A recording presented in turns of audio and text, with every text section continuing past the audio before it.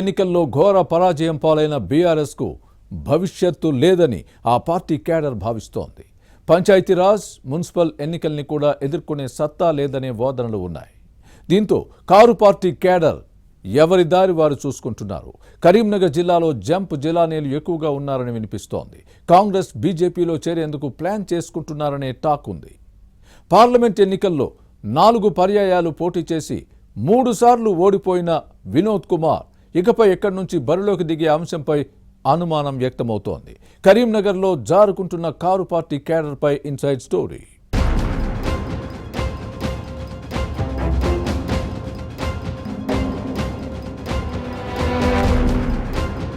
Karimnagar parliament స్థానంలో BRS కు చావు దెబ్బ తగిలింది. గతంలో ఎప్పుడూ లేని విధంగా ఇటీవల జరిగిన లోక్సభ ఎన్నికల్లో 3వ స్థానానికి పరిమితమైంది. ఎంపీ అభ్యర్థి వినోద్ కుమార్ ఘోరంగా ఓడిపోవటం శ్రేణుల్లో షాక్ కు గురి చేసింది.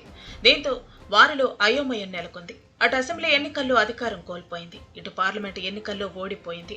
వరుస ఓటములతో కారు పార్టీ క్యాడర్ డీలా పడింది. కారు పార్టీకి 2వ స్థానమైనా దక్కకపోవడంతో కార్యకర్తల్లో ఆందోళన నెలకొంది.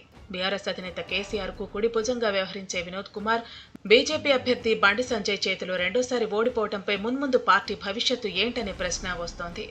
ఉత్తర తెలంగాణలో బీజేపీ ఒక్కసారిగా పుంజుకుంది. దీంతో బీఆర్ఎస్ కు ఫ్యూచర్ ఉందా అనే అనుమానాలు వ్యక్తమవుతున్నాయి.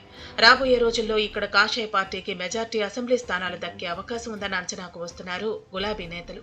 బీఆర్ఎస్ కు కంచుకోట్లా ఉన్న ఉమ్మడి కరీంనగర్ జిల్లాలో గత అసెంబ్లీ ఎన్నికల్లో 8 స్థానాల్లో ఆ పార్టీ ఓటమి చెందింది.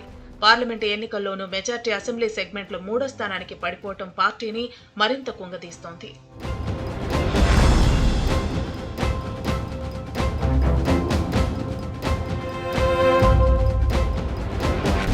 కేసీఆర్ ప్రాతినిధ్యం వహించిన కరీంనగర్ పార్లమెంటు స్థానంలో కారు పార్టీకి దుస్థితి పట్టడంపై బీఆర్ఎస్ నేతలు మతన పడుతున్నారు. 2004లో కేసీఆర్ ఇక్కడి నుంచి ఎంపీగా గెలిచారు. ఆ తర్వాత జరిగిన 2 ఉప ఎన్నికల్లోనూ ఇక్కడ విజయం సాధించారు. అయితే ఆ తర్వాత కేసీఆర్ మహబూబ్ నగర్ కు మారారు. దీంతో 2009లో కరీంనగర్ నుంచి పోటీ చేసిన వినోద్ కుమార్ కాంగ్రెస్ అభ్యర్థి పొన్నం ప్రభాకర్ చేతిలో ఓడిపోయారు. తెలంగాణ ఆవిర్భావం తర్వాత 2014 ఎన్నికల్లో ఇదే స్థానం నుంచి బరిలో దిగి 2 లక్షల పైచిలుకు ఓట్ల మెజార్టీతో గెలుపొందారు.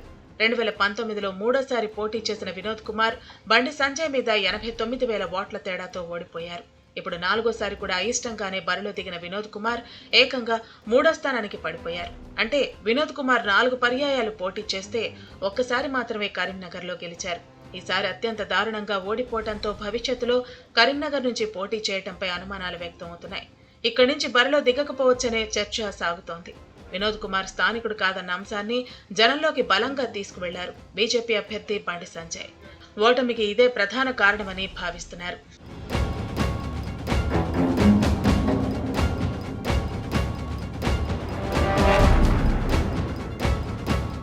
మరోవైపు సిరిసిల్లలో కేటీఆర్ మినహా మిగతా అసెంబ్లీ నియోజకవర్గాల్లో బీఆర్ఎస్ ఇన్ఛార్జీలు, ఎమ్మెల్యేలు పార్లమెంటు ఎన్నికల్లో చేతులెత్తేశారనే విమర్శలు ఉన్నాయి.